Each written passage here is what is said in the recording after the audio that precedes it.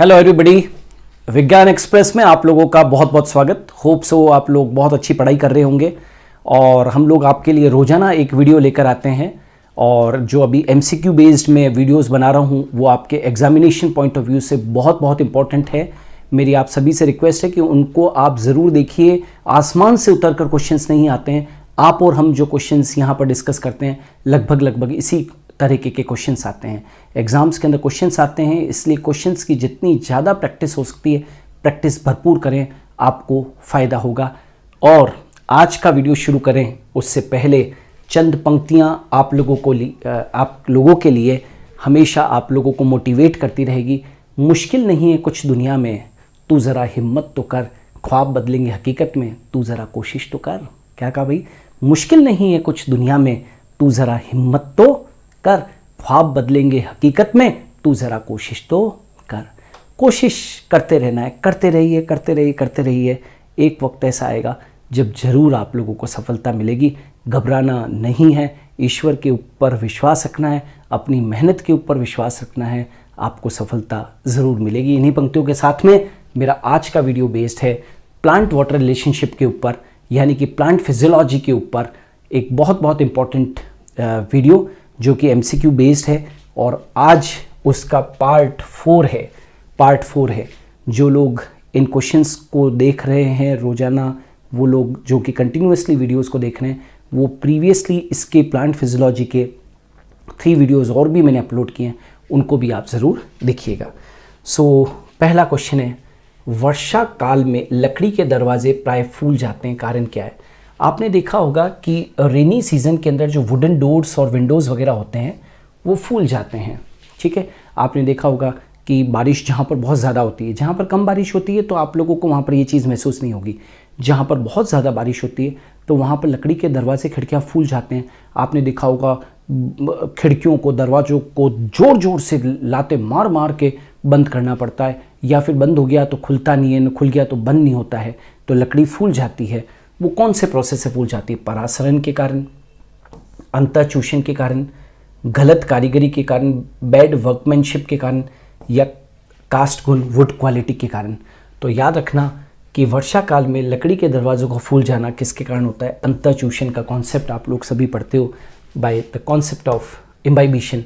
आपने देखा होगा कि जब जल इम्बाइब हो जाता है, जब अंतःचूषित हो जाता है किसी एक लकड़ी वगैरह के अंदर, तो लकड़ी क्या हो जाती है? फूल जाती है। तो फर्स्ट का जो आंसर होना चाहिए वो सेकंड होना चाहिए। ठीक है, नेक्स्ट, सबसे ज़्यादा अंतःचूषण प्रदर्शित करने वाला पदार्थ कौन सा है? ऐसा कौन सा पदार्थ है जो सबसे ज़्यादा अंतःचूषण प्रदर्शित करता है? Most powerful that is imbibant. Agar, protein, cellulose या लिग्निन। देखिए, अन्य पदार्थ भी इम्बाइबिशन तो शो कर सकते हैं, लेकिन इनमें से सबसे पावरफुल इम्बाइबेंट यदि कोई है तो वो अगार है।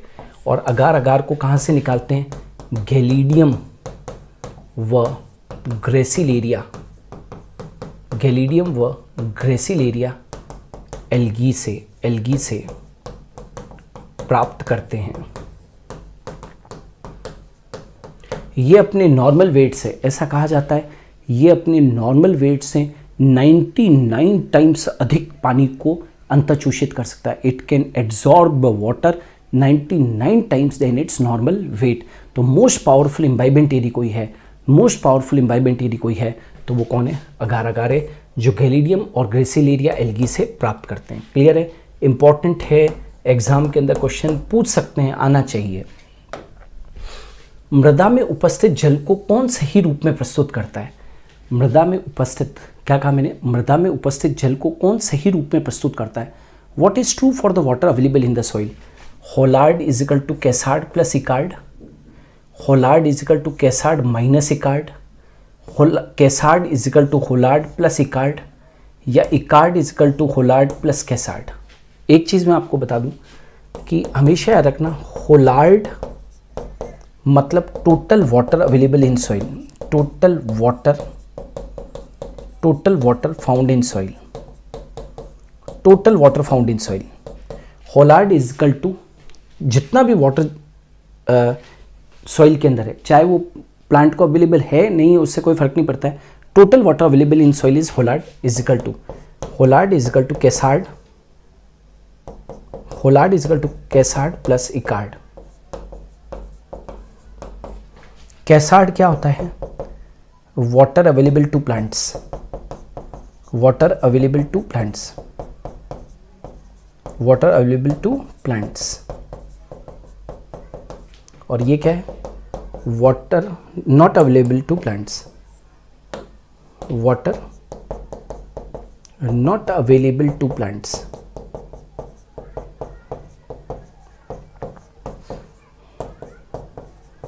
Water not available to plants.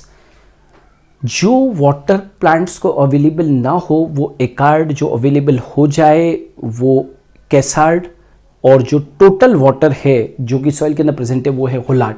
तो Hollard is equal to chresard plus इकार्ड। कहाँ पर होगा? तो Hollard is equal to chresard plus इकार्ड, ये रहा, Hollard is equal to chresard plus इकार्ड। समझ में आ रहा है? जो जल पात्र को उपलब्ध ना हो वो इकार्ड, जो अवेलेबल हो जाए वो कैसार्ड, और टोटल वाटर जो सॉइल के अंदर प्रेजेंट है वो है होलार्ड। क्लियर? नेक्स्ट, जल का निष्क्रिय अवशोषण होता है। देखिए भाई, प्लांट्स के अंदर याद रखना बेटा, 98% वाटर का जो एब्जॉर्प्शन होता है वो पैसिव मेथड से होता है। 98% वाटर का एब्जॉर्प्शन पैसिव मेथड से होता है। और पैसिव एब्जॉर्प्शन होता कैसे? तो passive water absorption takes place by परासरण के द्वारा, बाय ऑस्मोसिस ऊर्जा की उपस्थिति के द्वारा, बाय प्रेजेंस ऑफ एनर्जी, मूल दाब के द्वारा, रूट प्रेशर के द्वारा, या ट्रांसपिरेशन पुल के द्वारा। वाष्पोत्सर्जन, खिंचाव मतलब कि ट्रांसपिरेशन पुल। याद रखना, पैसिव वाटर एब्जॉर्प्शन के द्वारा ही, यानी कि पैसिव वाटर एब्जॉर्प्शन 98% वाटर का जो एब्जॉर्प्शन है वो ट्रांसपिरेशन पुल लगता है। ट्रांसपिरेशन पुल कहाँ से कहाँ पर लगता है? ऊपर से नीचे, ऊपर से नीचे की ओर लगता है। याद रखना, ट्रांसपिरेशन पुल ऊपर से नीचे की तरफ लगता है। ट्रांसपिरेशन पुल ऊपर से नीचे की तरफ लगता है, और वाटर जो है वो नीचे से कहाँ पर जाता है? ऊपर की तरफ जाता है। याद रखना, निष्क्रिय अवशोषण को समझाने के लिए, निष्क्रिय अवशोषण के लिए यदि कोई सबसे बढ़िया कोई बल है यदि, तो वो ट्रांसपिरेशन पुल है, यानी कि वाष्पोत्सर्जन बल है। याद रखना, जब वाष्पोत्सर्जन तीव्र हो रहा होता है, जब बहुत ज़्यादा ट्रांसपिरेशन से वाटर का लॉस होता है, तो ऊपर से पानी का जो लॉस का जो टेंशन है वो सॉइल तक पहुंचता है, और सॉइल से जो रूट्स होती है वो वाटर को क्या कर लेती है? एब्जॉर्ब कर लेती है। याद रखना, पैसिव वाटर एब्जॉर्प्शन जो है वो जिस प्रोसेस से होता है उसको हम लोग बोलते हैं ट्रांसपिरेशन पुल, वाष्पोत्सर्जन कर्षण बल, वाष्पोत्सर्जन कर्षण बल। नेक्स्ट, पौधों से वाष्पोत्सर्जन अधिक शीघ्र होगा जब transpiration from plants would be most rapid when, transpiration from the plants would be most rapid when. वो कह रहा है कि पौधों से वाष्पोत्सर्जन अधिक शीघ्र होगा तब जब वायुमंडल में काफ़ी मात्रा में आर्द्रता होगी, there is a lot of humidity in atmosphere, और वायु अधिक नम होगी, the air is more humid, the air is more humid, वायु अधिक नम होगी, अतिरिक्त जल वर्षा होगी, there will is excess rainfall, या वातावरणीय दशाएं शुष्क होगी, एनवायरमेंटल कंडीशंस आ रहा है। तो बच्चों याद रखना, transpiration from the plants would be most rapid. इन चारों ऑप्शंस के अंदर यदि हम देखें तो जब एनवायरमेंटल कंडीशंस ड्राई होगी, वातावरणीय दशाएं शुष्क होगी, जब वातावरणीय दशाएं क्या होगी? शुष्क होगी, तो वाष्पोत्सर्जन जो है वो क्या होगा? अधिक होगा। जब वातावरणीय परिस्थितियां, जब वातावरणीय दशाएं शुष्क होगी तो ट्रांसपिरेशन भी क्या होगा? बहुत बहुत फास्ट होगा, रैपिड होगा। पत्तियों में जो क्रियाएं होती है उनमें से एक है जो उनके ताप को कम करती है। पत्तियों में जो क्रियाएं होती है उनमें से एक है जो उनके ताप को कम करती है। प्रोसेसेस अकर्स इन लीव्स, पत्तियों में प्रक्रियाएं जो होती है, processes which occurs in leaves which may be lowering the temperature. तो पत्तियों के अंदर जिस तरीके से हमारे को पसीना निकलता है और हमारी बॉडी को ठंडक मिलती है, वैसे ही प्लांट्स के अंदर ट्रांसपिरेशन होता है, और जिसकी वजह से उनके शरीर का तापमान क्या होता है? कम होता है। तो याद रखना, ट्रांसपिरेशन के कारण, वाष्पोत्सर्जन के कारण क्या होता है? उनके शरीर का तापमान जो होता है क्या होता है? कम होता है। तो कहाँ पर है? देखिए, रेस्पिरेशन तो नहीं होगा, प्रकाश संश्लेषण भी नहीं होगा, जल अपघटन हाइड्रोलाइसिस भी नहीं होगा, वाष्पोत्सर्जन होगा। तो याद रखना, जो प्लांट्स के अंदर, पत्तियों के अंदर जो उनके टेम्परेचर को कम कर दे, वो जो प्रोसेस है वो वाष्पोत्सर्जन है, ट्रांसपिरेशन है। Very important. पत्ती के चारों ओर CO2 की मात्रा बढ़ाने पर निम्न प्रभाव होगा। Increase in CO2 concentration around the leaves. मान लीजिए कि आप पत्तियों के चारों तरफ CO2 कंसेंट्रेशन बढ़ा देंगे तो क्या होगा? याद रखना, यदि आप लीव्स के चारों तरफ CO2 का कंसेंट्रेशन बहुत ज़्यादा यदि बढ़ा देते हैं तो जो लीव्स के ऊपर जो रंध्र होते हैं, स्टोमेटाज होते हैं, वो पार्शियली क्लोज्ड हो जाएंगे, रंध्र आंशिक रूप से बंद हो जाएंगे। अधिक CO2 सांद्रता में, याद रखना, अधिक CO2 सांद्रता, हाई CO2 कंसेंट्रेशन में जो स्टोमेटा होते हैं वो पार्शियली क्लोज हो जाते हैं, आंशिक रूप से बंद हो जाते हैं। तो रैपिड ओपनिंग ऑफ स्टोमेटा हो जाएगा, partial closure of stomata, yes. पर्णरंध्र आंशिक रूप से बंद हो जाएंगे। दूसरों को भी देख लेते हैं। कंप्लीट क्लोजर ऑफ स्टोमेटा नहीं, स्टोमेटा पूरे बंद नहीं होंगे, आंशिक रूप से बंद हो जाते हैं। And no effect of instrumental opening, पर्णरंध्रों के खुलने पर कोई प्रभाव नहीं पड़ेगा। याद रखना, यदि आप पत्ती के चारों ओर CO2 के कंसेंट्रेशन को बढ़ा दोगे, यदि आप पत्ती के चारों ओर CO2 के कंसेंट्रेशन को बढ़ा दोगे तो रंध्र आंशिक रूप से क्या हो जाएंगे? बंद हो जाएंगे। There will be partial closure of the stomatas. रक्षण कोशिकाओं की कौन सी भित्ति मोटी होती है? Which of the following wall of the guard cell is thick? तो ये गार्ड सेल्स बना देते हैं, ये गार्ड सेल्स बनाइए, ये GC गार्ड सेल है और ये उसके चारों तरफ एपिडर्मल सेल है। तो जो गार्ड सेल्स होती है उसके अंदर की जो भित्ति होती है, गार्ड सेल्स के अंदर की भित्ति, ये वाली जो कॉन्केव सरफेस होता है ना, उसके अंदर की जो भित्ति होती है वो थिक होती है, राइट, अंदर की भित्ति। तो रक्षण कोशिकाओं की कौन सी भित्ति मोटी होती है? तो of course inner wall. Inner wall क्या होती है? हमेशा थिक होती है। नाउ PMA के छिड़काव से क्या प्रभाव उत्पन्न होता है? Spray of PMA causes. तो PMA क्या होता है?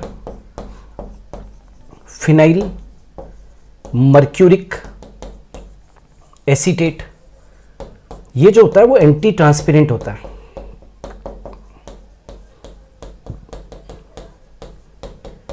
वाष्पोत्सर्जन प्रतिरोधी पदार्थ।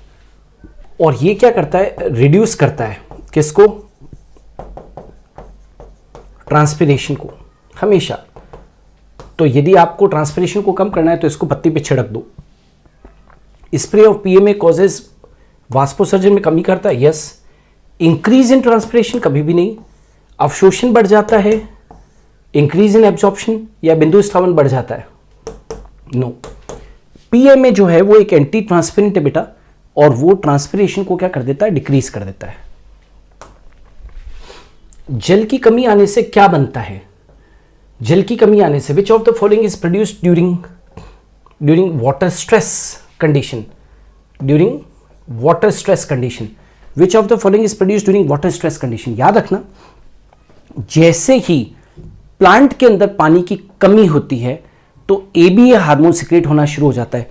ABA बोले तो एब्सिसिक एसिड, और जब पानी की कमी होती है तभी ये सिक्रेट होता है। इसीलिए तो इसको क्या बोला है? Stress hormone. तभी तो इसको क्या बोलते हैं? स्ट्रेस हार्मोन, तनाव हार्मोन। क्यों बोला ऐसा? पादप के लिए तनाव की स्थिति क्या? पानी की कमी, और पानी की कमी हो जाएगी तो ABA सिक्रेट होगा। तो विच of the following is produced during water stress condition? जल की कमी आने पर क्या बनता है? साइटोकाइनिन, ABA, फाइटोक्रोम या ATPase। तो एब्सिसिक एसिड, शॉर्ट फॉर्म के अंदर क्या बोलते हैं उसको? ABA। तभी तो इसको क्या कहा है? स्ट्रेस हार्मोन कहा है। तो दोस्तों ये थे इंपॉर्टेंट MCQs प्लांट फिजियोलॉजी के प्लांट वाटर रिलेशनशिप पर। ये बहुत इंपॉर्टेंट टॉपिक है। फिजियोलॉजी बहुत बड़ा टॉपिक भी है। मैंने प्रीवियसली भी इसके ऊपर वीडियोस बनाए, अभी भी हम लोग आगे भी आप लोगों के लिए इसी तरीके के वीडियोस लेकर आएंगे। यदि आपको ये अच्छे लग रहे हैं, इस तरीके के क्वेश्चंस, ये जो वीडियोस हैं आपको अच्छे लग रहे हैं, तो कमेंट सेक्शन के अंदर ज़रूर बताइए। आपकी कमेंट हमारे लिए ताकत देती है हमें। सो आज के लिए इतना ही। हम कल फिर मिलेंगे विज्ञान एक्सप्रेस में ठीक 11 बजे एक नए कॉन्सेप्ट के साथ में।